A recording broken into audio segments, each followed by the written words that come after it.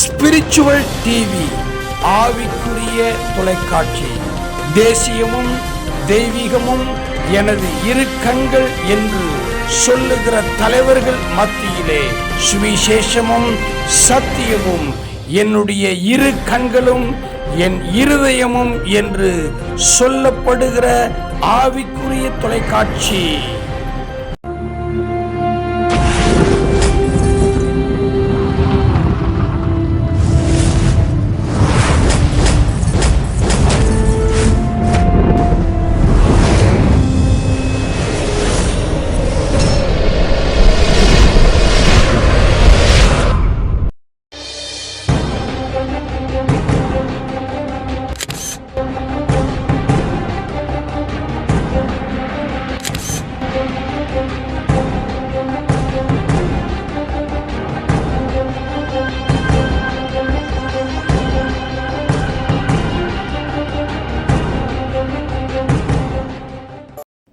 ஆண்டவராகிய இயேசு கிறிஸ்துவின் நாமத்தினால இந்த காணொளியை பார்த்து கொண்டிருக்கிற உங்கள் அத்தனை பேருக்கும் என்னுடைய மனமார்ந்த இயேசு கிறிஸ்துவின் நாமத்தினாலே வாழ்த்துக்களை தெரிவித்துக் கொள்கிறேன்.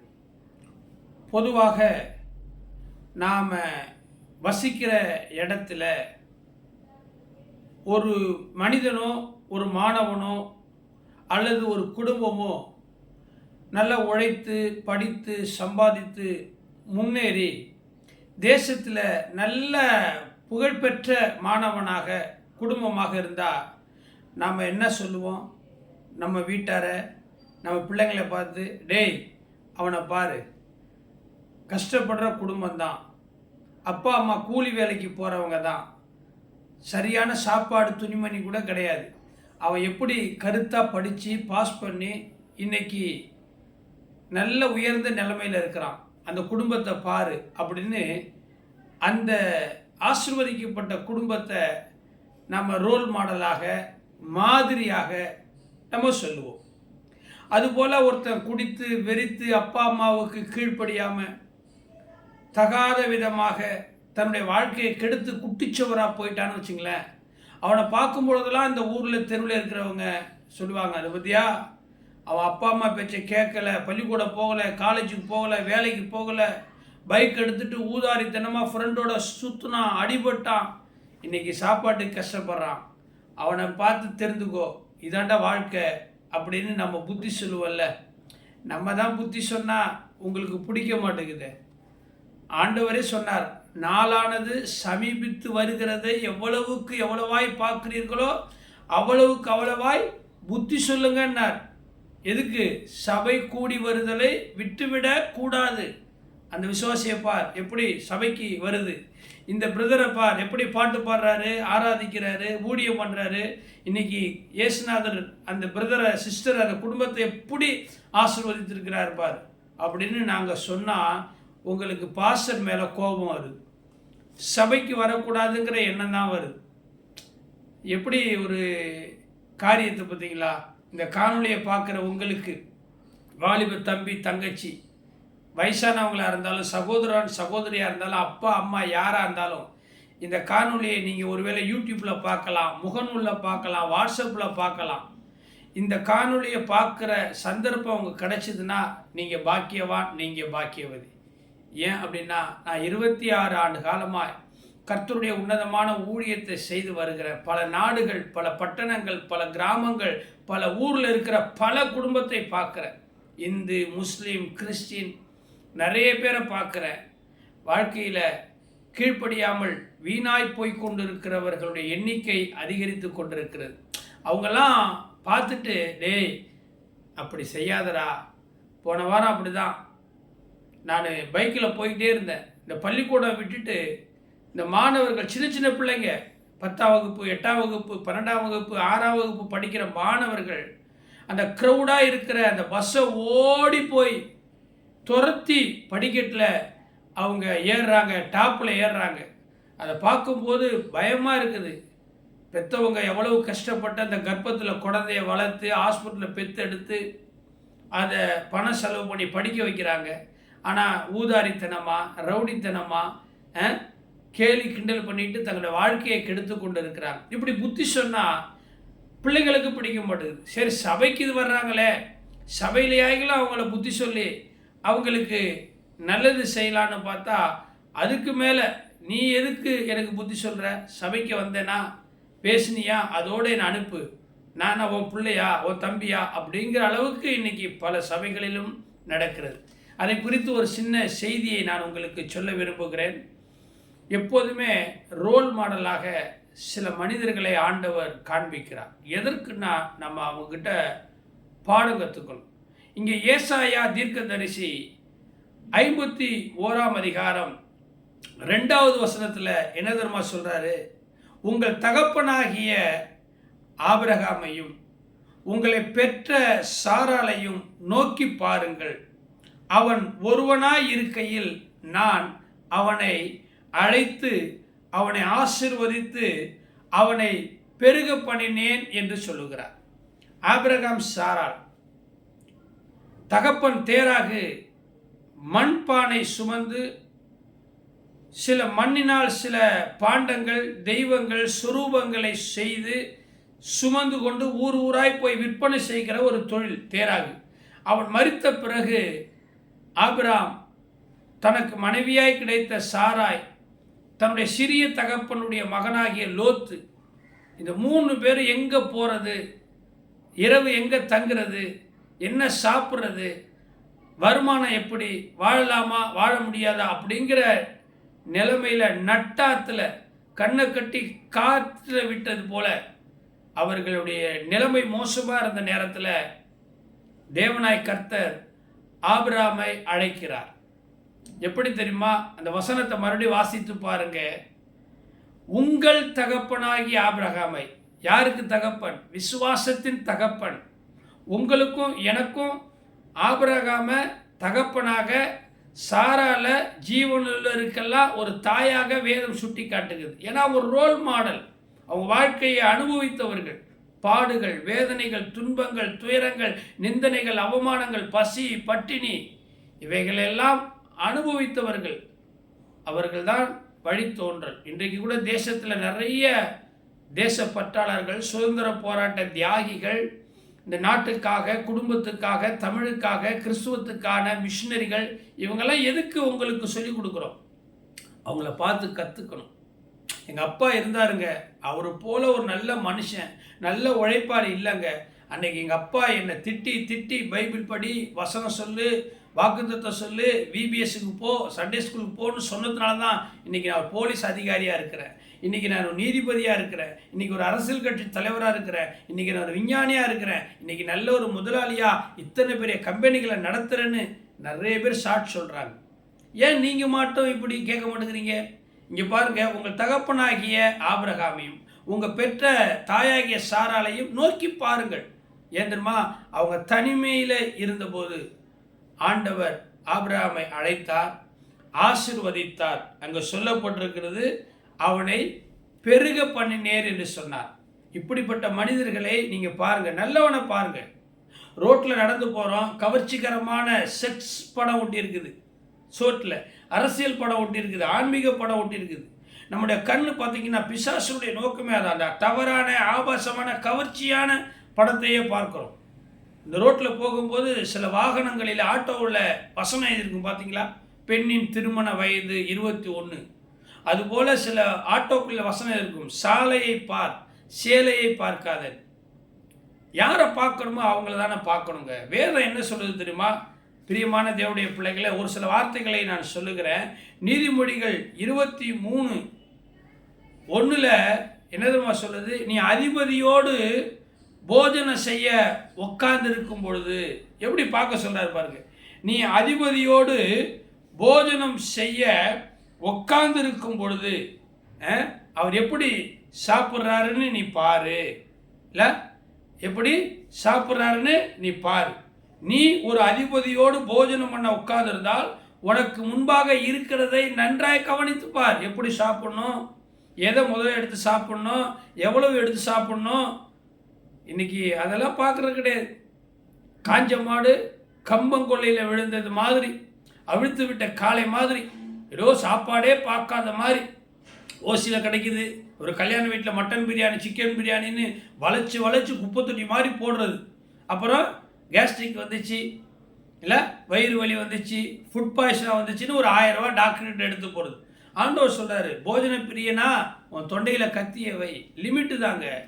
வயிற்றுக்கு போஜனமும் போஜனத்துக்கு வயிறும் ஏற்கும், ஆனால் இவைகள் தகுதி இல்லைன்னு ஆண்டவருடைய வார்த்தை சொல்லுது.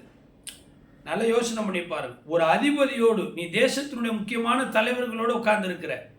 நாங்கள்லாம் அப்படி தான், நிறைய மினிஸ்டரோடு உட்காருவோம், அதிகாரிகளோடு உட்காருவோம், நல்ல சமூக ஆர்வலர்களோடு உட்காருவோம், நிறைய மத குருமார்களோடு உட்காருவோம். அவங்க எப்படி டீசெண்டாக எடுத்து சாப்பிட்றாங்க அதெல்லாம் நீங்கள் கவனிக்கணுங்க. இன்றைக்கி நம்ம கவனிக்கிறதே கிடையாது. வெந்ததை தின்னு விதி வந்தால் செத்து போகும். இந்த வாழ்க்கை கிறிஸ்துவ வாழ்க்கை இல்லை. இப்படி கிறிஸ்துவ நம்மளுக்கு போதிக்கலைங்க. நமக்குன்னு ஒரு கட்டுப்பாடு, ஒரு லிமிட்டேஷன், ஒரு வரையறை இருக்கிறது, ஒரு வரைமுறை இருக்கிறது. அதில் நீங்கள் இருந்தீங்கன்னா அன்பு பிள்ளைங்களை உங்கள் வாழ்க்கை அருமையாக இருக்கும். சில வசனங்களை நான் உங்களுக்கு சொல்கிறேன். அதில் நீதிமொழி 23:1 சொல்லுது, நீ ஒரு அதிபதியோடு போஜனம் பண்ண உட்கார்ந்திருந்தால் உனக்கு முன்பாக இருக்கிறதை நன்றாய் கவனித்துப்பார். இல்லை, ரோட்டில் போகும்போது சிக்னலில் ரெட்டு, க்ரீனு, எல்லோ அல்லது எல்லோ ரெட்டு க்ரீன் இருக்கு இல்லையா, நின்று கவனித்து பின்னாடி செல் அப்படின்னு, நில் கவனி செல் என்று பார்த்து போகணும். பார்க்கலன்னா ஆக்சிடென்ட் ஆகிடும், விபத்து ஆகிடும், கை கால்கள் உடஞ்சிடும், உயிருக்கே சேதம். அப்புறம் 108 ஆம்புலன்ஸ். ஒருத்தர் சொன்னார், பைக்கில் 100ல் போனால் உன் பின்னாடி 108ல் போக வேண்டியது வரும்னு. பார்த்து கொண்டு இருக்கிற என் அன்பு சகோதர சகோதரிகளே, உங்களுக்கு நான் புத்தி சொல்லுகிறேன் என்று நினைக்காதீர்கள். இதுதான் வாழ்க்கை, இதுதான் யதார்த்தம். நீங்கள் ஆபிரகாமை கவனித்து பாருங்கள். அது மட்டுமல்ல, பிரசங்கி 1ஆம் அதிகாரம் 14வது வசனத்திலையும் 7ஆம் அதிகாரம் 13வது வசனத்திலையும் நீ வாசி பார்த்தீங்கன்னா தேவனுடைய செயல்களை கவனித்து பாருங்கள். நம்ம ஆராதிக்கிறோம்ல கடவுள், கர்த்தராகிய இயேசு, அவருடைய செயல்களை கவனித்து பார்க்கணும். ஒரு தாயின் வயிற்றில் குழந்தைகள் உருவாகிற விதம் இன்னதென்று நீ அறியாதது போல, அம்மாவுடைய கருவில் இருக்கிற குழந்தை எப்போ ஒரு பெண் கர்ப்பவதியாகிறான்னு தெரியுமா? தெரியாது.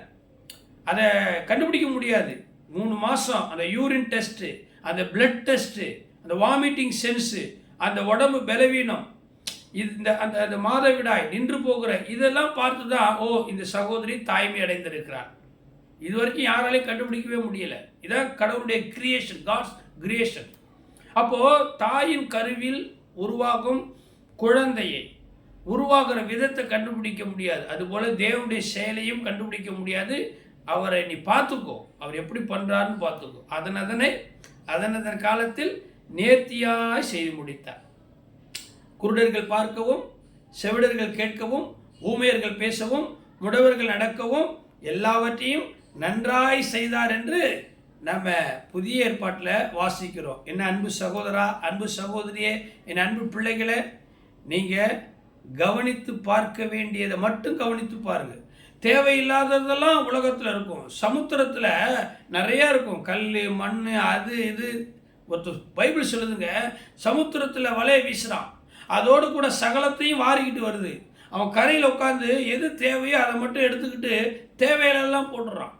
அன்னப்பறவைன்னு ஒரு பறவை இருந்துச்சான், நம்ம பார்க்கல. சொல்கிறாங்க, தண்ணியும் பாலையும் ஒரு பாத்திரத்தில் வைத்தா அது பாலை மட்டும் எடுத்துக்கிட்டு தண்ணீரை விட்டுருமா. ஆனால் நாம் எது பாவமோ, எது தப்போ, எது தேவனுக்கு விரோதமோ, எது சட்டத்துக்கு புறம்பானதோ, எது சபைக்கு பிடிக்கலையோ, எது பாஸ்டருக்கு பிடிக்கலையோ, எது கணவனுக்கு மனைவிக்கு அப்பா அம்மா தாத்தா பாட்டிக்கு பிடிக்கலையோ அதை தான் முன்னாடி செய்கிறோம்.